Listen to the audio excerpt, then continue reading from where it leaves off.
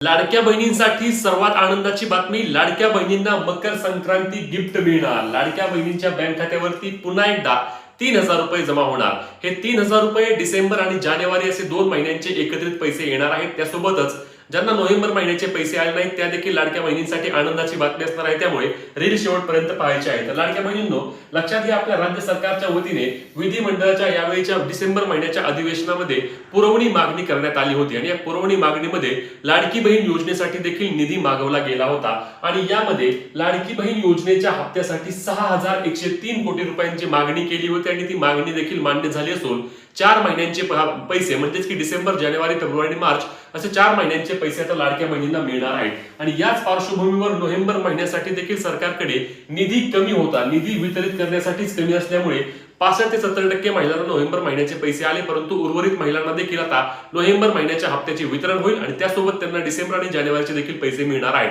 आणि यामुळेच या पुरवणी मागणी मान्य झाल्यामुळेच लाडक्या बहिणींना पुन्हा एकदा मोठ्या प्रमाणावर आशा निर्माण झाली आहे.